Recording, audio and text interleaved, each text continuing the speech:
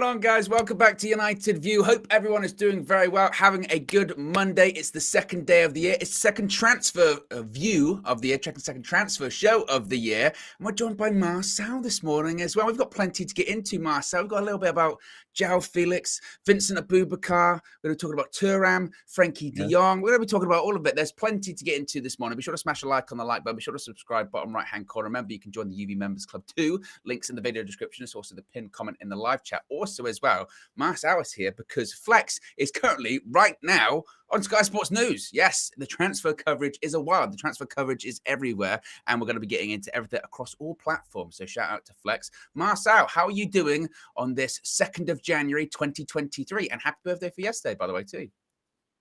No, thank you. Appreciate you.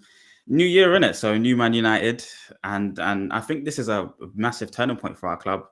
In terms of just, the consortium, the handover, the ownership.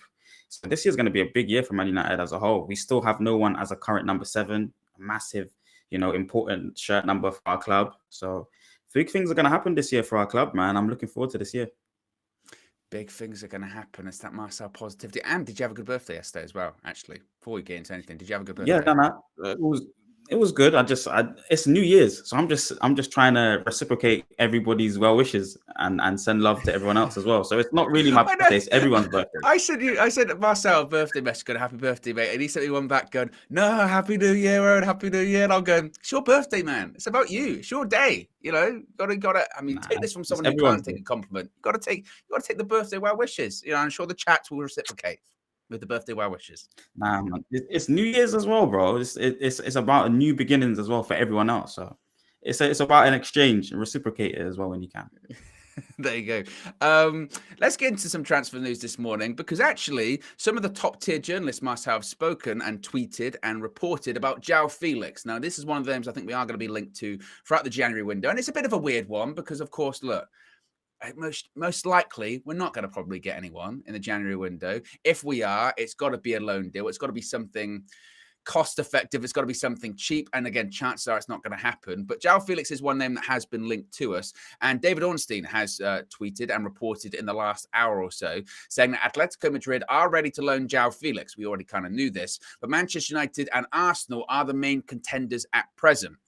Both are expressing firm interest in the 23-year-old forward, but at nowhere near the 21 million euro package Atleti currently wants. The package that Atletico Madrid currently want is a 15 million euro fee plus 6 million euros in wages for 6 months. So again, we're looking at a over 20 million euro fee, or 20 million package rather, for just a 6-month loan. But it does continue. When it comes to United's interest in Felix, it does stem from the summer because there was contact between United and Atletico hierarchies about Joao Felix last summer. At that point, they even turned down a bid from United amid Spanish press reports of a 135 million euro price tag. However, ideally, United would like to add a more traditional centre forward, and this would kind of be a makeshift option, certainly a temporary option when it comes to a loan deal. Now, Arsenal, Man United and Chelsea have all been approached for Felix. Atletico are believed to be seeking a 21 million euro package, as I mentioned, that being that loan fee and gross package. However, industry figures believe that may come down, perhaps significantly, as the window progresses. So certainly when it comes to Felix, United believe and other clubs believe that they won't actually have to pay 21 million euros for Felix. They believe that will come down. Now, this was expanded on by Fabrizio Romano as well this morning, saying that new contacts will take place this week for Joao Felix, a deal in January. Premier League clubs will have new direct talks with his agent, George Mendes. When it comes to other situations, sort of Enzo Fernandez and Chelsea, we won't even get into that because it's not even really United news. But what's your thoughts when you hear all of that, Marcel? Joao Felix, is that a real possibility, or is again this kind of one that we might be sort of linked to him, but ultimately he goes elsewhere? Well, there's so much to unpack in that. I mean, it's expensive. 20 million for only 6 months is quite expensive. I think first deal, that's quite an expensive deal. When you've got Chelsea that also need a forward, and I've got the consortium back in, Bowley's there, they're already at an advantage in comparison to us. We've spoken before on Morning Views, the financial proof and predicament of Man United's already there. We don't have the money, so we're at a bit of disadvantage. I think Arsenal might not be in the running for it. Obviously, they've got that I think it's Ukrainian winger that they're looking at, plus Jesus to come back, plus Nketiah's doing well, so I don't think maybe Arsenal will be in it. But if it's just the front runners being Chelsea and United, then maybe we see some activity towards the end of the window. I do disagree with you a little bit, though. I do think that we will be in the market for someone, or I like to believe that we have to get somebody in. There's no way that the board is going to let Ten Hag suffer and have to keep doing the makeshift thing. I do want to believe that someone will come in, but I think that's an expensive. What do you mean there's no way? Well, there is a way, but there's also a will, and there's a way to be able to, get somebody in and help us benefit this team, man. I think we're going to suffer without getting bodies in, and 20 million is a bit expensive, but he's a good forward. To the point, though, I agree with you. I think we need to go down the direction of focal point 9. We really do. I mean, it's going to benefit the team massively. We're seeing already the kind of link-up man and in Martial. And yes, he's injury ridden and he's been suffering a little bit with injuries and trying to hit form. But I don't know if the link-up man is what we need. It's either a holistic number 9 that can do both sides beyond the defensive line, in front of it and behind it, or somebody that just wants to break lines all the time, like Rashford. Someone that's just a link-up man, I think it's a bit more in terms of shape, but Ten Hag's been able to make it work with Martial in the system and play well. And hopefully we can get someone in like an Osimhen or something like that can do both sides. I think that if we couldn't afford 37 million for Cody Gakpo, 21 million euros, so that's what, like 19-ish million quid. I think United will go no way. That in terms of loans anyway, that's an expensive loan deal. I understand loans are not going to pay as much for a permanent transfer, but that's a lot. That's a lot. And I just think United will go, we just don't have that kind of money. And in fairness, we don't. I really do think, and this is going to be so interesting about this January window, is that, as is the case with every transfer window, we are going to be linked to every single person possible. Agents are going to be doing their thing, agenting. They're going to be, linking us to players that the whole Enzo Fernandez thing. Of course, we would want to sign Enzo Fernandez, but he's got a release clause, 120 million euros. Chelsea, I think, are offering around 100. Yeah. We're not even in that race. We're not in that. Let's just park that one to one side. So I think even with these sort of situations, Joao Felix would be a really good January signing for us. And that would be, I agree with you. Clearly, we need a number 9. I don't know if that number 9 is available. We are going to talk about Aboubakar later on and possibly Thuram once again. But I just don't know if I see this one happening. I think Joao Felix will move in January. I think, there's these pool of players that they're available in January and they all end up getting their move. I don't see Joao Felix staying. I just don't know if I see United doing that deal. I think there's a stress at the moment of not having money, and I don't know if we even have the money for that. No, well, we looked at the reports at one point. When one of the morning shows, it was me and you, and we was talking about briefly the reports, and we're losing money every week or something along those lines. And we're not even paying off the debt sum. It's interest that we're paying off, and that's a difficult situation to be in. But I do think if it's right, if the reports are right, then maybe the price does go down from 20 million for 6 months. I think that's a bit ridiculous. That's quite heavy. 20 million for 6 months sounds ridiculous to me. But then again, trust in the Ten Hag magic, man. He might be able to find someone in the market, in his niche market, the Eredivisie market, that can do a job as a purchase, a younger forward or someone that's less experienced that can maybe just do the job for 6 months or so and push the forwards that we have now.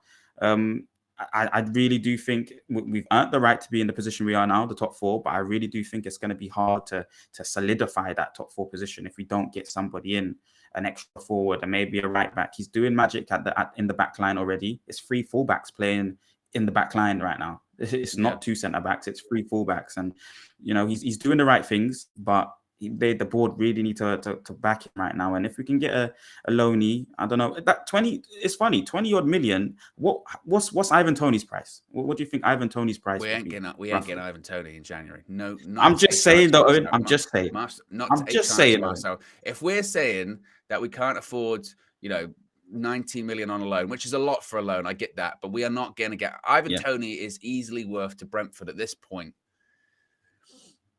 even more than 50 million. 50, 60? Yeah, he's okay. So price. what I was going to come to though, okay, so let's say 60 then. I was going to come to saying we got to maybe sell Maguire. If you sell Maguire lost, that kind of recuperates a bit more money, maybe if you sell Maguire at say 50, 40 million, now it's a loss. It's not there. You definitely won't recuperate the 80 million for sure. But at 40, 30, maybe 50 million, you sell Harry Maguire. He's surplus to requirements. We've got 3 fullbacks in the back line now. Lindelof's still doing well. Mengi's obviously injured. We was watching one of the games where he got injured in the preseason, but if he comes back as well, I think you've got enough cover there in the centre-back areas. Varane's still strong right now, and hopefully he continues the good health. Listen, sell Maguire now, take the shortfall now, and maybe you get an Ivan Toney in, or you get that's your money for Joao Felix. I think even if I think the situation financially so dire for United that even if we sold people, I don't even know if that would still drive them to spend. I just think they'd think, oh, that's money to help cover certain issues that we have at the moment. You know what I mean? It's like going, like I said, it's like paying money into an account when it's overdrawn. The money just gets swallowed up. And that's basically what's happened with the Ronaldo situation, that Ronaldo money. So I don't know. Again, maybe like you said, the hope with the Joao Felix thing is possibly that total package could come down. Like if it comes down to it, if Joao Felix hasn't gone anywhere by the end of the month, if it's like the 30th or the 29th of Jan or something like that, and he's still an Atletico Madrid player, they might just go, okay, forget the loan fee, just cover his contract. We'll take that. It might come down to that. And also, as I said to Flex yesterday, when it comes to our business in January, look, if we have a downturn in form, or we have some injuries or some suspensions or something like that, anything's possible. If Martial does get injured or snaps his hamstring and he's out for 3 months, then we'll be forced to do something. We'll have to do something. And maybe that might force us in another direction.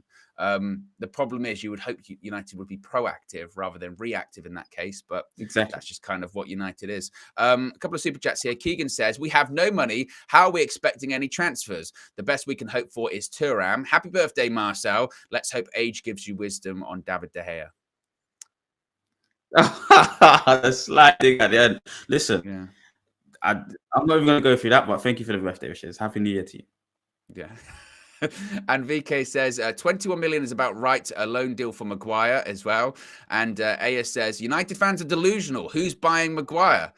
All right then, Marcel, because you've been basically Aya's called you, indirectly delusional there, which is something you get hit with occasionally. That kind of insult. What Premier League clubs? Let's say it doesn't happen in January. It's not going. I don't think it's going to happen. Maguire's not going to go anywhere. I'm thinking until the summer. Which Premier League club would Harry Maguire go to? Do you think? Aston Villa. Aston Villa, I think, is a club in and around his level, a club with a lot of prestige, and someone that would take an England captain or an England international.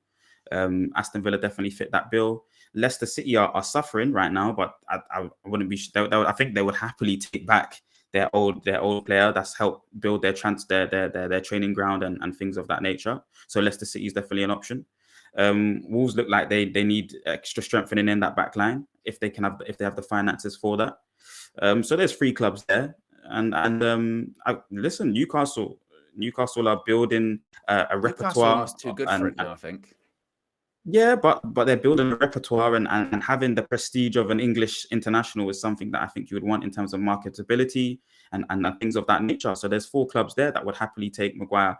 At the price, I don't know. That's something that the club would have to negotiate, but it's definitely an option, man. It's something that we should be looking at in terms of just recuperating the money. Then of course, then to your point about overdrawn, sometimes when you have an overdraft account, make the balance back to 0, and then you can go spend it again and just hold the debt. And because the new consortium's coming, who's going to pay off all the debt and everything again. So an overdraft account just means, Maguire comes in, put it back to 0, then go and spend wild again and be overdrawn for a little while. But at least you got the quality back in. And that's what we need right now. How much do you think you get for Harry Maguire? It's a really good question. I'd say anywhere between the range of, 25 to 55 million, 60. It's got to be a shortfall. You're not recuperating the 70s, the 80s, maybe even the 60 millions. He's not been that good, but somebody else will see the other side of what he's bringing to the team. And especially if it's a counter-attacking system, he's useful. So 40 million, 50 million, it will benefit us in the long term, especially in the 6 months. 50 for Harry Maguire. Oh, okay, Owen. That's too much. It is too much. But that's why I said 25 to 60. But that's why I said 25 to 60, though, isn't it? Just 35 range. It's a broad range you've gone with 25 to 60. Listen, I'm not the professional in terms of, you got to ask maybe Ed Woodward to market that, or a proper football man, whoever that would be, to market his and to know his value. But did I you would say just anywhere between. whoa. Did you just say Go on. that Ed Woodward was a proper football man? No. I said you got to get Ed Woodward or a football man. Ed Woodward is a good Therefore marketable lumping kind him of into person. that kind of category, will you not? How dare you? No, How dare you? No. I'm lumping him into the category of what's the one before football director. I'm lumping him into that category. And there's football directors that are marketable and that do commercial things like he did and raise the value of footballers. And then there's commercial guys that understand the football and pay players the right amount of money. Like for example, David De Gea was overpaid because Ed Woodward's a commercial man, but if he had a football man, he's terrible. David De Gea would have only been paid What he's supposed to 150k. be doing. What he's supposed to be doing is you're saying Ed Woodward should be in charge of the Maguire. Wow. Thanks, Josh. Wow, thank you, Josh. Well, it's true. You're not even listening to my point, Josh. You're not listening to my point. Much listening. I'm very much listening. You're saying that Harry Maguire, the sale of Harry Maguire should be facilitated by Ed Woodward because he's a good businessman. But at the same time, Ed Woodward, during his decade as the CEO of United, overspent and put David De Gea on that massive wage. Isn't that bad business? In your own methodology, isn't that bad business? So why would he be the person to sell Harry Maguire? Because as a bad businessman, he wouldn't get as much as he could do for him.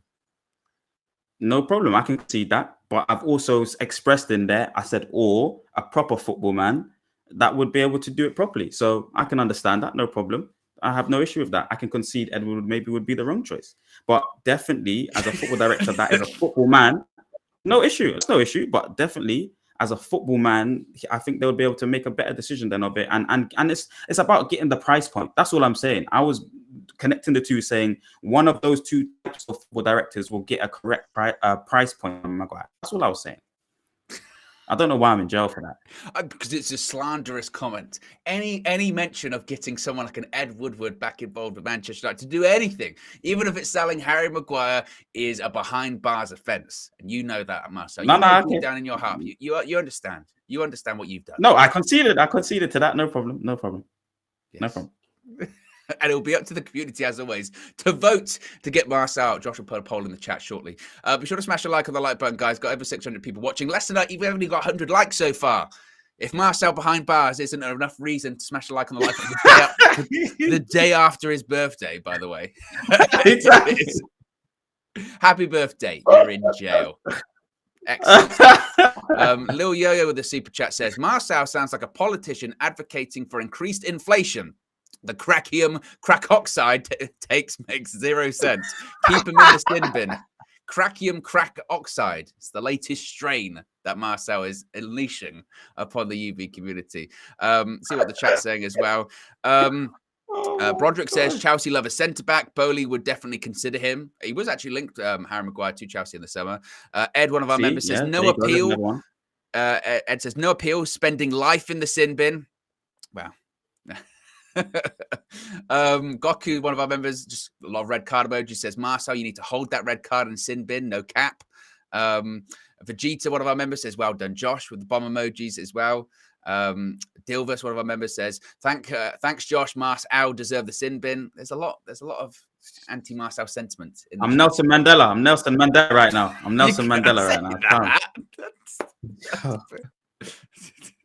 We'll move on.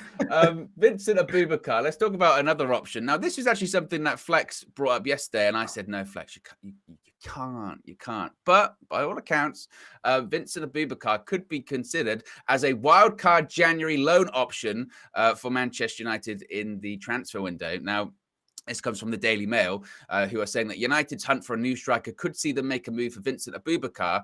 They're saying and reporting that Cristiano Ronaldo's arrival to Al Nassr could trigger a loan exit for Aboubakar, with United as a possible destination. Now, Marcel, could you imagine that Cristiano Ronaldo goes to Al Nassr and what happened? He leaves United while we mutually terminate his contract, and then we get the other striker from that club on a loan deal.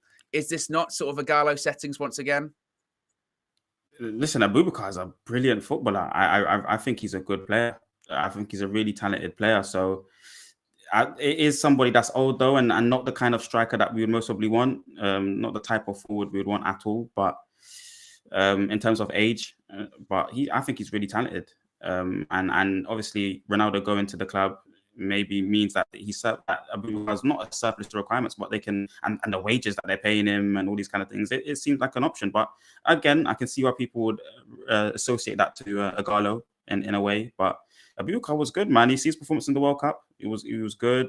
I like his ability. He's got good hold up play. That's the type of forward that we need, man. We can't, Marcel. We can't. Vincent Aboubakar. Like, no disrespect to him, look, because he is a good player, and he is actually a striker, which is a nice change of pace considering that we're not actually being linked with any strikers, right? So I'm with you on that, but just what are the optics of that? What do the optics look like in that? We're all at the same time, or certainly loads of people are saying Ronaldo because he's gone to Saudi Arabia. Oh, you're finished. Oh, you meant to be the GOAT. You've gone to Saudi Arabia. Look at you. You've gone for the money. You've gone for the money. We signed the replacement for Ronaldo. We go to the same club. Like, is that not the definition of signing a finished player on loan in January? So what are the optics of it? And I think you've got to look at it holistically. What options do we have? You know, you're saying that we can't even. You don't think we'll even get a player. So and that's and we're looking at the situation in the most holistic way. We've seen the financial evidence that there's not much money here, so it's not going to be a massive, illustrious, big deal. I've said to you, hey, look, it's either going to trust Ten Hag and go into the niche market, the Eredivisie, he can find somebody, or a situation arises, and Aboubakar is a situation that can potentially arise. He's got the ability. I don't think he's someone that's massive ego where he's going to be like, I'm demanding minutes and these kind of things. He maybe just plays the here we go minutes kind of thing here and there, similar to Ighalo, and scores important goals here and there for us, similar to Ighalo. It's a possibility. I'm not limiting my thought process to it. It can happen. Look, he's 31 at the end of this month. So maybe he's not as old as people necessarily think. But I just know. Again, as Goku says there in the chat, this is a Ighalo 2.0. And that's what I feel it. I look at this. I mean, even the reports go, this is a wild card option because they know. They're like, come on. Like that would be getting a player for the sake of getting a player. That would be Ten Hag going, I just want a body in there. And again, we don't know if Al Nassr even want that. Let's face it. Like if you were him and Cristiano Ronaldo came in, yeah, he might be a bit threatened about his position up front, or he might be like, I want to play in the same team as Ronaldo over here in Saudi Arabia, making a ton of money. So I think in the past, United would have done this deal. United would have looked at that and go, they'd have been monitoring, and this is what we're going to do anyway. But they'd be monitoring people all the way through January. It'd get to January 30th, and they go, we need to do something. We need to get someone. Then it'd be like, you can get Aboubakar on loan from Al Nassr. He's not happy because he's not playing games because Ronaldo's there. Whatever. And they go, oh, we'll do it. He's a name. I heard of that name before. He used to play for Porto. Yeah, that can work. Porto, bring him in. Yeah, Porto. Yeah, but. It's not the right move for United. I don't think that's the right move. I'd rather in that case get no one. Honestly, I would. And I know that could be counterproductive to the season, but I just don't think that's the right move for United. See, so I'm not saying that I want this move. That's that I want to differentiate the two. I'm saying I hope that we find money for Joao Felix, because that's the best of the worst situation that we're in. But I definitely wouldn't. I disagree with you wholeheartedly. I definitely wouldn't say I don't want anyone than Aboubakar. If that is the best option on the table, Aboubakar, I definitely would bring him in. He's got talent. He's got abilities. I wouldn't not have anyone. I think and that's because my belief is we need bodies. We need a body in. I think to be able to secure that top four, we need a body in. But the best situation is if they can somehow figure out a way, my way that I was saying was sell Maguire now. Just take the loss now. I was saying sell Maguire now. That is my agenda. Sell Maguire now. Bring in a Joao Felix or recuperate the money for Joao Felix. But if you can't make that situation happen and nothing arises throughout the market, because like you said, there will be opportunities arising throughout the market for sure. But if you can't do that and Aboubakar's an option, a wild card option, I would take that personally. This is a question to Josh, so the audience will not hear this. But Marcel might be in the sin bin forever. Because I'm not sure he's ever going to get the 50% required. The chat has to, the laws are that the vote has to get to at least 50% from us, or 51% to get out. Currently, it's 48% to get out of the sin bin. I mean, the day after his birthday, guys, you can get to 51%, and the cruel overlord that is Josh will let him free. I'm not appealing. I'm humbly accepting it, and you guys need to see. You guys need to become enlightened. Like I said, If you I'm humbly accept it, replicating the Marcel, story of you will never get out. great. You will never get out. It will be just like he did. He never got out until one day. It'll be the entire stream. That is the case. While you're behind bars, though, actually, this is kind of off topic, but I did want to bring it up because it's not actually loaded into the format of the show. You would have seen yesterday that a player has left Manchester United, a player that you were very fond of, shall we say, a player that you had advocated for, that being one Martin Dubravka. Now, Martin Dubravka has been recalled from his loan at Manchester United. He has gone back to Newcastle. Now, the reason I bring this up is because obviously you're on the show today, but at the same time, he has sent a message. He's posted on social media after departing the club. He has said the following: Hi guys. I have been recalled from loan at Manchester United and will return to Newcastle. Although short, it has been an enjoyable experience in Manchester, and I wish to sincerely thank all the coaches, staff, players, and fans of Manchester United for their warmth and support regarding my loan spell. Regarding Newcastle, I have been delighted to see the club make such an impressive start to the season. Newcastle is my home. I will be back to support the squad and the goalkeeping group for the second half of the season. As always, I will give all to the team and will contribute in any way that I can to hopefully a memorable season. What are your thoughts on Dubravka being recalled, Marcel? Are you willing to finally take the L in Marcel that Dubravka was not indeed good enough for Manchester United? Well, firstly, the L stands for lesson, life, learning, love. That's what the L stands for. And then secondly, I'm happy for him. It's class personified. At the end of the day, he tried to take an opportunity and didn't succeed. He done the right thing, and that's a good send off. That's a professional. That sounds like a professional to me. And he's carried himself the right way. Didn't get the opportunities. I thought that he would be one to be able to enact Ten Hag's principles in first nature. As a first nature, a first port of call, he's got the abilities to do it in first nature, and he wasn't. Neither is David De Gea though, and obviously Ten Hag is still trying to work out and balance so many different predicaments that he's decided to stick with David De Gea, which is no issue. And I will support the goalkeeper that's between the sticks right now. But we all know he's not the goalkeeper that Ten Hag wants. The principles, he doesn't enact Ten Hag's principles as first nature. It's very difficult for David De Gea to do what he's doing right now. And he's doing it well, for sure. But I've always praised him as a world-class shot stopper. That's all he's had. I've always said that. That was the first thing I've said to everyone. That's all he has. But the other principles, they come second, third, fourth nature to him, not first nature. That's a big issue. I was looking at the poll as well. It's getting close.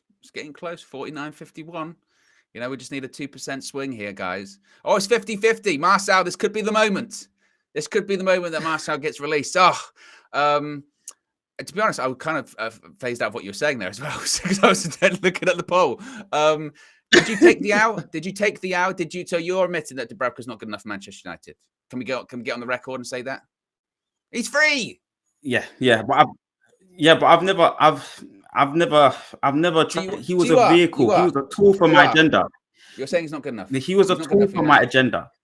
But he was a tool for my agenda, which is my agenda is David De Gea is not even good enough for United. That was my original. That's the nucleus of my agenda. So he was a tool to promote that, and that's all he is, a mere tool to promote my original agenda.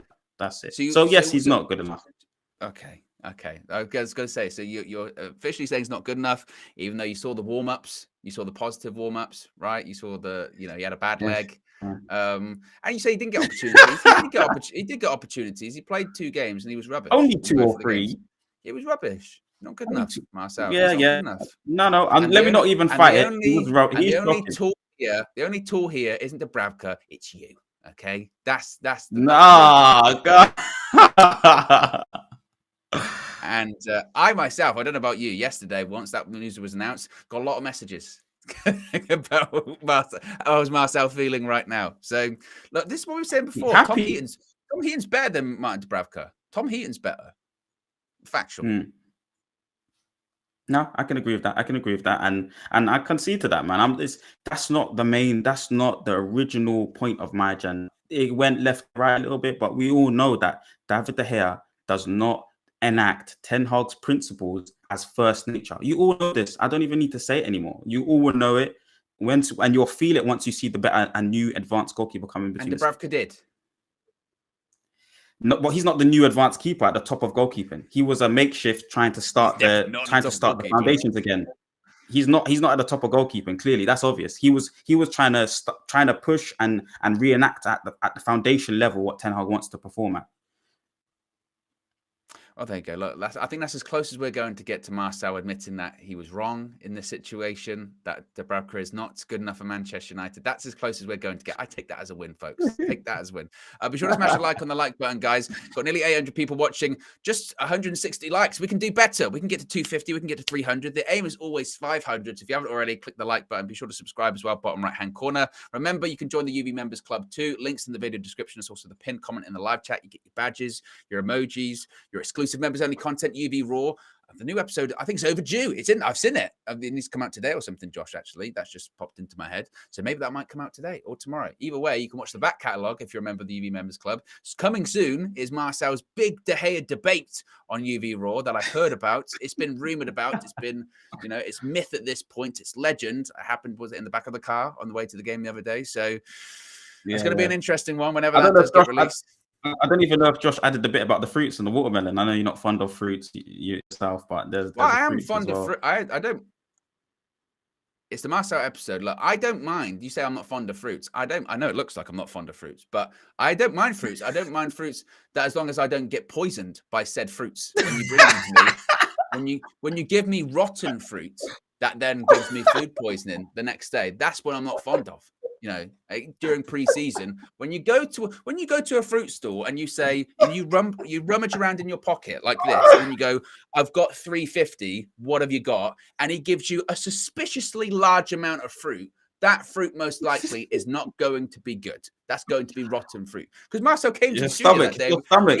He came to the studio that day. He went, "Look, all of this," and it was like a huge amount of fruit. And I went, "Oh, how much that cost?" He went, $3.50. He went, "I forgot." I just said how much, and he gave it me this giant amount. My stomach was fine, bro. My stomach was fine. It's your gut lining. My stomach, nothing. Perfect. It wasn't the next day. I'm telling you now, disgrace. Super chat from VK says, "We're losing 2.5 million per week. Ten Hag should be lucky he is getting his wages now, let alone loan signings." And Robert says, Marcel should always start in the sin bin and it should be put to a vote for him to exit. Come on. You're innocent until proven guilty. That's Marcel. Thank you. Exactly. Let's move on and talk about Marcus Thuram. Now, I've got taken now actually here, Marcel. I'm not above it either. Yesterday, myself and Flex were both talking about Marcus Thuram. And one of the things we said is he's not a striker. Wow, look, we read the comments because the comments let us know Marcus Thuram has been playing up front for Borussia Mönchengladbach. Yeah. He can play up front. Yeah. Yes, he plays on the left wing, but yes, he also plays up front. I think his goal record is all right for Gladbach this season as well. And the Daily Mail is suggesting that Manchester United, monitoring FC, are monitoring developments with the Borussia Mönchengladbach striker, whose contract expires at the end of the season. Therefore, it could be possible for a cut price deal in January. Well, a free transfer at the end of the season, or you get him for pennies on the pound at this point now. And yes, there was being quoted that it could be like a £10 million fee. Is that kind of an option that you're interested in, Marcel? See, this is beautiful news, man. So now we've got obviously the Joao Felix loan there, Aboubakar, which is a wild card, and then Thuram. If you can do that kind of business, we're asking Murta and co to really be clever about it. That's a really good shout. Yes, we are losing 2.5 or whoever's just said in the community per week, but at the end of the day, 20 million or whatever it is that is touted to be in the kitty now, you could maybe use 10 million or so of that and get Thuram. Again, I think he's an upgrade on Martial. He's got very similar qualities, but good heading ability, and he's scoring goals right now. Good link-up play as well. Thuram's a good player, and I think, if he's in and around Mbappe and that French team, will become a World Cup winner as well, and got far into the World Cup, contributed well in the World Cup. I think it's a little bit of an upgrade on Martial, obviously, because Martial's got the injuries. I think he's a bit slow, a bit laboured now in terms of that pressing intensity. But Thuram's a good player, man. Tall as well. That's got the Ten Hag frame, the style. I just think it will be a free agent in kind of the summer. That just sounds better. You think Thuram's an upgrade on Anthony Martial? Yeah, in the sense that obviously Martial's laboured, man. He's injured. He's not physically. And not in terms of the abilities right now. Of course, Martial's abilities right now are superior to Thuram's, but it's an upgrade on him in terms of longevity, definitely. And heading ability, definitely. You know, Martial had a header opportunity against Wolves the other day, and kind of missed it. Thuram puts those away. He's got a good link up as well, and it's a player that lives in between the lines of the defense and the midfield.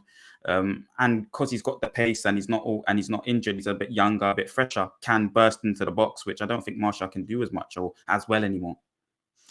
Josh, if we can get a poll in the chat, who's better, Martial or Thuram, that would be quite interesting. I think that Thuram, we spoke about this yesterday. Thuram certainly could be an option. I think he could be a fair option in January. By all accounts, the report was yesterday that he had essentially turned down, or he was willing to turn down a move to Newcastle over coming to Manchester United. He would prefer a move to United, which is positive.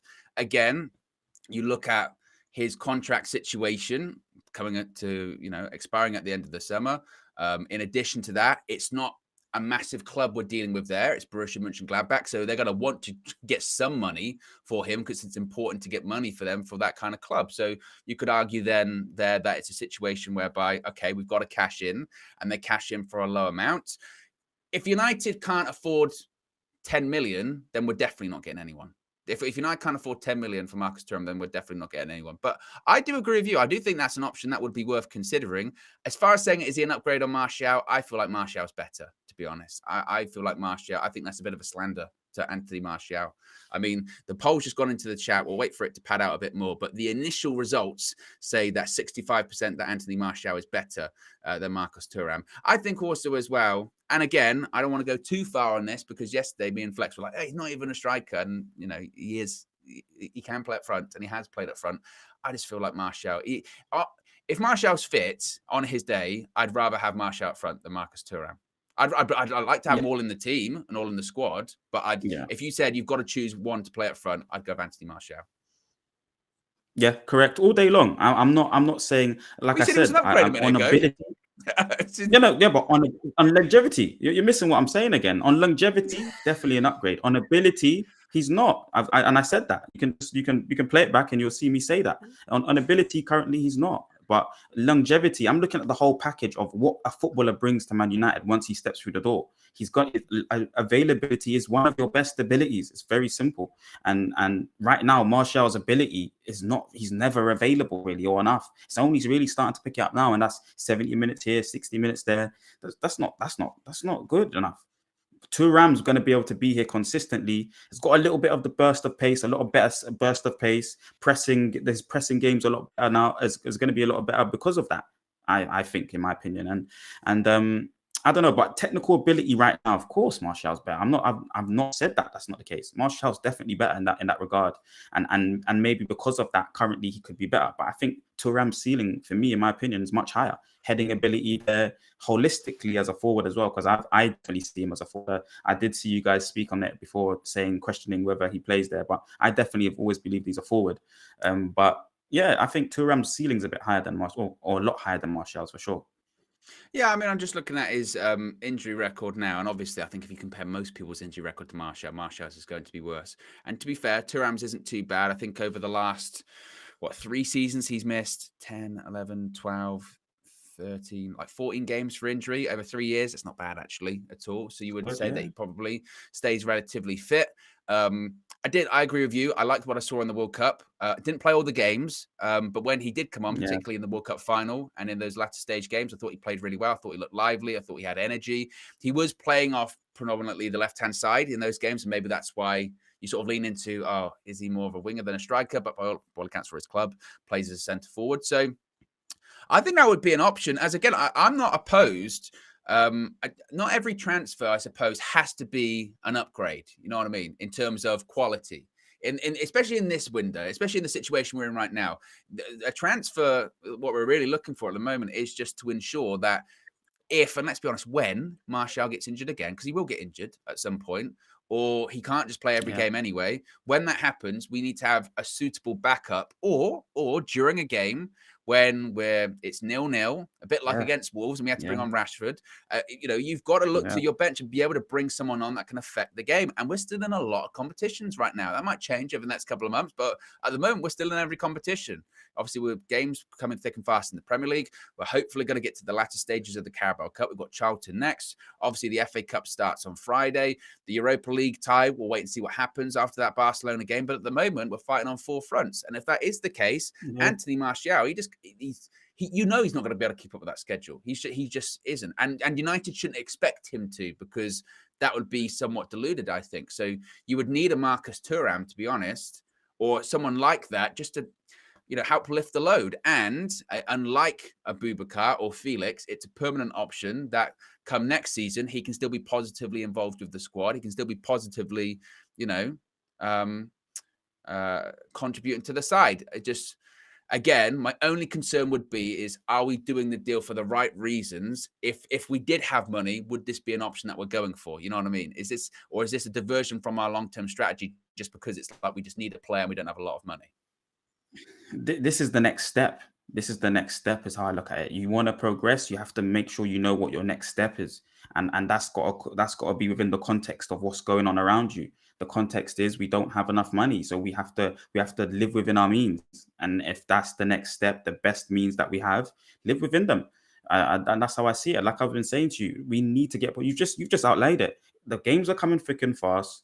There's so many football matches. We have to consider the likes of Eriksen's legs is going to get tired. We've seen when Bruno gets overplayed, what happens. Casemiro might start getting overplayed. These are the first team quality players. The level drops so much once these type of footballers leave or have to take 2 or 3 games out. And we're fighting on 4 or 5 fronts. Thuram's ceiling is very, very high, in my opinion. I think he can become a top player. So even though you're going to spend the cheaper or the smaller amount of money, I think he ends up becoming a top player and can work and do his graft and do his humble work within the Ten Hag system. I think it's a good option. That's why I'm I think Man United should be looking at the whole situation and saying, well, we need to get a body in. That's why I'm saying we need to get a body in. And I'm glad that we've been able to cover 3 different types of strikers that might be able to work in a loan way, in obviously a cheaper wildcard way, and now a reasonably affordable way in 10 million. And like you said, to your point, if we can't make or raise 10 million, that's an issue. Right, the financial situation is clearly an issue for United just in general at the moment. And again, that's why I've kind of resigned myself that I don't think we're going to do any business in January. But I guess, again, you never know. I think injuries and circumstance might dictate that a little bit.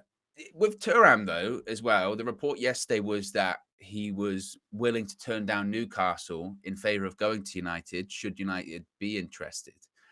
Are you one of those people, when you see that other clubs are interested in a player, do you go, actually, maybe we are on the right path by being interested in him, or maybe we should go after him? For instance, Newcastle, for the moment, they're well run, in terms of their sporting side of things. They got the head of recruitment from Brighton in, and the signings they've made so far have worked. The January business they did last year kept them in the league, and they got some real good players involved in that. Trippier, Bruno Guimaraes as well. So clearly they know what they're doing in terms of their strategy and who the players that they're looking for. If Newcastle are interested in Marcus Thuram, does that make you go, actually, maybe we are on the right track and he is the right player for us?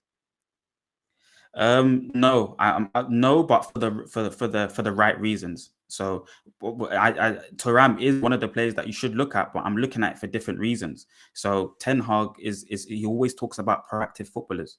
That's one, and we should be in our own process as Man United Football Club. We look in house first. It starts at home. Charity starts at home. We have to look into ourselves first and what process we're going. We're charity. So we're charity. Did you just describe Man United as charity?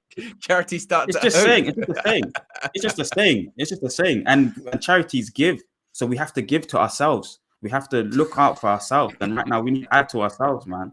We're in an issue right now. And Thuram, I think, is someone that we should add, but for the right reasons. If it's somebody that fits Ten Hag's system, if it's somebody that's a proactive footballer, then you bring him in. I wouldn't want to have him just because Newcastle want him. That's not the right way. Newcastle on a different ethos, whatever that is. I'm not even focused on Newcastle. I think they're high intent, high energy, high intensity, and that's the kind of footballers that they're trying to bring. But we're trying to play total football, possession-based football, and proactive football. And if that's what somebody that Ten Hag wants, I'm definitely in the camp of Ten Hag. In Ten Hag, we trust, and that's more important, I think. So it's yes, I'm agreeing with you, but for a different set of reasons. Be sure to smash a like on the like button, guys. Got nearly 1,000 people watching, 950 at the moment. So if you haven't already clicked the like button, we're still at just over 200 likes. We can get way, way higher. We can get so much higher than that, 250, 300. Anything's possible. We've got about 50 minutes left this morning, so let's get the likes up. Be sure to subscribe as well, bottom right-hand corner. We're now over 127K, so I guess the road to 128K is firmly on. So if you haven't already, be sure to subscribe as well, bottom right-hand corner. In the poll as to who is better, Martial or Thuram, nearly 300 votes, and 63% say Anthony Martial is better than Marcus Thuram, I guess, in terms of an overall player. Your point being, though, that there needs to be an option. There needs to be competition, and there needs to be other people around as well. Super chat from VK says, if Garnacho and Antony converted their chances versus Forest and Wolves and Sancho is available, would we still be asking for an attacker? We need a pure 9, to be fair. I think when it comes to that, Marcel, the problem is just that pure 9, there really aren't those options available in January, are there? And if there is anyone, it's going to have to be makeshift, isn't it? It's going to have to be like a Thuram where, yeah, he's playing a lot of his games up front. He can play on the left-hand side as well. I mean, only really Aboubakar, the players that we've been linked to, is an actual striker, like a bona fide number 9. Apart from that, it's been a lot of a bit makeshift-ish, So I still think even if all of those players that VK mentioned that are fit, let's say in the summer they are fit, we'll still be going for a striker. That's still the long-term aim, clearly. Definitely. And to his point, Chelsea as well, we drew that game, but Anthony had a chance on his right foot, missed it. And then, but then again, Rashford had a chance against Newcastle. We dropped points there at home, missed the header last moments. So yeah. I think Thuram fits the bill in terms of heading ability. And I would still, I still don't want to brand him as a left-sided player. I want to brand him as a total 9. He's like I said, I've compared him similar to Martial, who, again, Martial does look better on the left than me, but people would say he's a 9. So I would put Thuram in that category. I would put Osimhen. I think Osimhen is the total all-round 9, dynamic, the most proactive footballer that I can think of right now. And then I would like to say Vlahovic as well. But like you said, to your point, these are summer signings. Getting this type of player in now, you have to spend 100 million, 120 million. It's a disadvantage. It's a conflict of interest for their club. So yeah, we'd like to look at maybe Osimhen in the summer. Marcus Thuram in the summer, but to get a player right now, it's the makeshift option in Joao Felix on a loan, or if we can get that 10 million deal, I think that's a really, really good deal. Marcus Thuram at a good 10, 12, 15 million, whatever it is for Mönchengladbach, I think that's a great business deal. Speaking of great business deals, Frenkie De Jong. It wouldn't be a transfer window without some discussion on Frenkie De Jong, and this isn't actually mean too much when it comes to January and the winter, but the summer is approaching. It's a new year, Marcel, but it's the same old story when it comes to Frenkie De Jong. Now, I saw something last night that basically said that Barca needed to raise like 200 million, essentially, and they don't even have any more financial levers to pull. They've run out of levers. There's no more levers left. The levers have vanished. And one option, once again, is the consideration to sell Frenkie De Jong. Now, it doesn't look like it's going to happen in January, but it's being reported from outlets in Spain that Frenkie De Jong, quote, wants to join Manchester United this summer. Would you look at that? Now, of course, United failed to sign Frenkie De Jong last year, but reports suggest he is now keen on a move to Old Trafford after their fine start under Erik ten Hag. It's been reported that De Jong has fully changed his mind on a transfer to United and wants to join them this year. Are you willing to put yourself through it again, Marcel, the summer? Well, actually, no, that's probably a better question to ask you here is, if we finished top 4 in the Champions League, would you then be comfortable going after Frenkie De Jong because that deal could have more possibility as to happening? Or are you just like, no, I don't want to. Again, so I know I'm going to get misquoted because I always do, but I think Ten Hag looks. I think Frenkie De Jong maybe wants to come to Man United if that happens. If we get top 4, because Ten Hag was calling him. If this is true, anyway, he was calling him time after again, telling him, "Listen, we're getting top 4 this season, so you might as well come up because we're getting top 4. You're going to be playing Champions League football for Manchester United next season." And then if we carry on this trajectory, Ten Hag's prophesied exactly what was going to happen. And then maybe Frenkie De Jong looks at it and says, well, hey, listen, I will play for you then. I know how you want me to play, and I will play for you. And I've played my best football under your style. So maybe he wants to join after that. And that would be just ridiculously crazy if that ever happened. Well, it wouldn't be ridiculous. It would be a very good thing. But for me personally, do I want to go back over that story arc?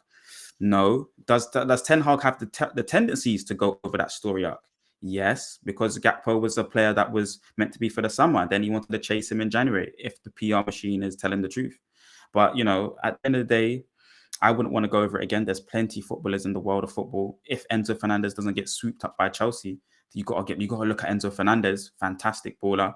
And then there's just so many other players and so many other styles that we can reenact through other players. You need an upgrade to Eriksen, or we need a new 10. Maybe Bruno goes in the 8 and we get a new 10. There's so many different ways that Ten Hag's been able to show maneuverability and just been able to get other players in different positions and ascertain different types of their abilities for different spots, like Bruno in the right midfield. He's been able really to just juggle this team and balance this team really well. So I believe in him. But it would be, and I know I'm going to get misquoted again, but it would be interesting. And I wouldn't be surprised if Frenkie De Jong says, hey, look, I'll join now because I'm hearing you. I believe in your vision. You know what, Marcel, I'm not going to misquote you because I actually agree with you. I agree with you in this instance. I think I wouldn't even be shocked. We've already been primed, really. There was a report, I think about a month or so ago. I think it came from like Simon Stone and some other people saying, United want to revisit that Frenkie De Jong situation in the summer. And I think, to your point, I think they might look at it and say, if we finish top 4, our hand is going to be a lot stronger. And I know that Chelsea were interested in him last summer and he didn't go there. And by all accounts, he preferred to go to London over Manchester. They had Champions League, etc., etc. He decided not to go because ultimately Barca, in the end, did not have to sell him. All the levers got pulled. He got registered. It was no problem in the end. And he didn't want to leave. Now, I think it would have to be a certain particular string of variables for it to series happen, of events. i.e. I think so. I think it'd have to be a situation whereby Barca do legitimately have to sell. That has to happen. Okay. So that could be one thing. And look, if we do finish top 4, or maybe say we finish 3rd, there's a possibility we could finish 3rd this season. I mean, if we win our game in hand, we will go 3rd.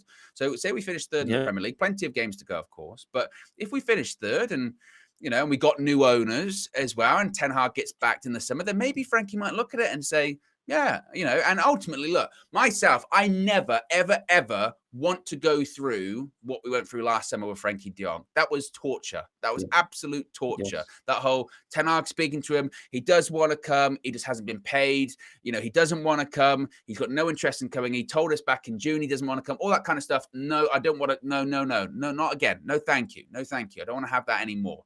But circumstances could be different. And ultimately, Marcel, if that's who Erik Ten Hag wants and what Erik Ten Hag wants to do, or what's Manchester United to go after in the summer, you would say back the manager. Go after who the manager wants. If the manager wants to revisit it, you would say, well, that's on you. If we have another transfer window like we had and it's sort of chaotic and we're delayed because we put all of our eggs in the Frenkie De Jong basket again, shame on you because you didn't learn last time. But if we get him, that's who Erik Ten Hag wants. So I suppose you have to just say, look, if that's what the manager wants, if that's who the manager wants to go after, then maybe he might feel like his hand's a bit stronger next summer.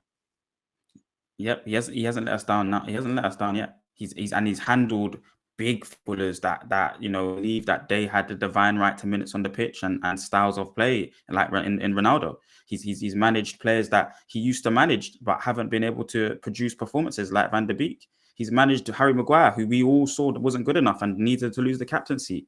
He's got the best out of Bruno, but in a different style. He's been able to show us that Bruno can play a different type of football. He's added Malacia in there. He's put Luke Shaw at centre-back when Luke Shaw couldn't eat. Luke Shaw looks a lot fitter than he's ever done in his whole Manchester United career. So I have to trust this man and what is his vision. I have to try and follow what he's trying to manifest in this team right now, in this club. I believe wholeheartedly in what he's trying to do. And if he wants Frenkie De Jong again, as long as it's done properly, I think he does need a mediator, a good, strong mediator in terms of board director that can tell him, listen, it's not going to happen. And I need to go for another player or whatever it will be. But again, even when those things do happen, Casemiro appears up out of nowhere. And yes, it was overpriced, but was it really overpriced? He looks like he's worth 70, 80, 90 million. He's been a fantastic addition to the team. So this manager is the guy. You have to back him for 3-4 years and he will deliver trophies to the club. It's just a matter of step. What's the next step? The next step is get a player in this window. Yeah, I mean, I put a tweet out last night saying that after all the results kind of went our way this weekend, or a lot of them did, you had Chelsea drop points, you had Newcastle drop points, you had Spurs drop points. Obviously, we won our game, which again was the type of game that last season or the last few seasons we haven't been winning, especially when sides around us drop points. We never win those games. We always mess up. We always mess up first, and then everyone else drop points. We go, oh man, we should have won that game. That's happened to us so many times.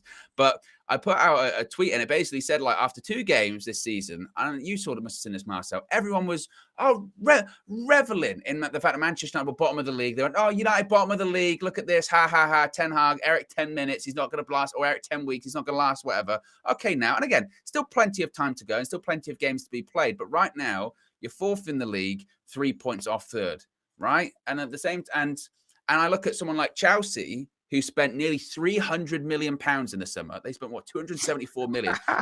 And what, are they 8th? And I'm never one of those people that's just like, oh, Man United, oh, blah, blah. But like, if we did that, if Manchester United spent nearly £300 million in a summer window and was 8th in the league, can you imagine the kind of media coverage we'd be getting?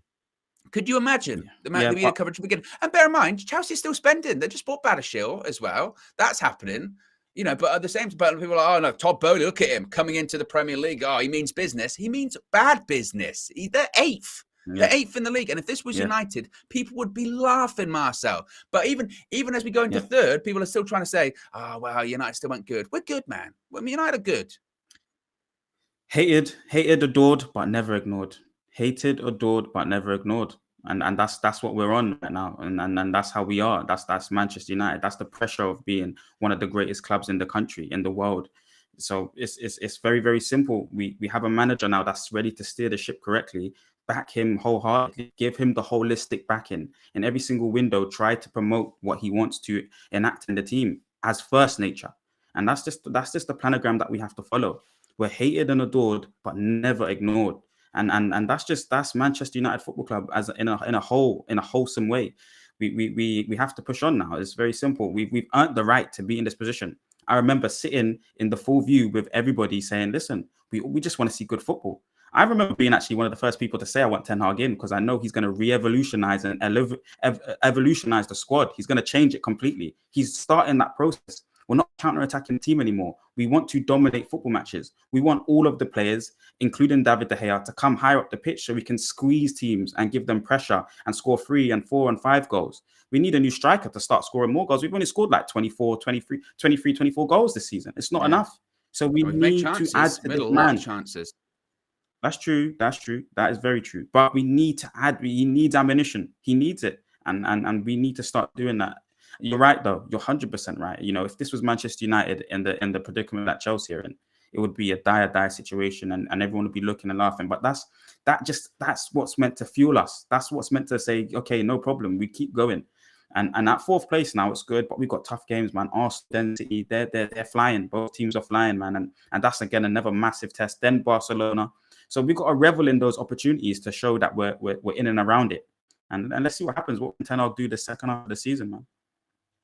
Be sure to smash a like on the like button, guys. Nearly 900 people watching as we wrap up the show. Be sure to smash that like. We've got just over 250 likes. Let's see if we can get to 300 just before we wrap things up. Super chat from Robbo says, Liverpool fan here. Bit of a wild card striker option. I think United should go for Patrick Schick from Leverkusen. The guy is underrated. Well, I think any signings like that, it's always going to be the summer.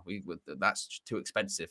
We've got nobody. Yeah. That's part of the problem. So there you go. As you can see on the side of the screen as well, it's Monday. You know what that means. Full view this evening at 7 p.m. Full views. We're going to have the full panel there. Plenty to discuss as always. You can see also there the match view. Tomorrow, 7:30, I'll be live with KG discussing Manchester United versus Bournemouth, the latest Premier League adventure for United, hoping to continue that momentum. I think it's like 6 consecutive Premier League home victories at the moment for Manchester United. So see if we can continue that great home form as well. But plenty of content coming soon. There's also going to be a Man United versus Bournemouth preview dropping later today with Marcel and myself. So it's a great full day of coverage here at United View. Be sure to subscribe, bottom right hand corner. We're out there. We'll speak to you again very soon. Peace.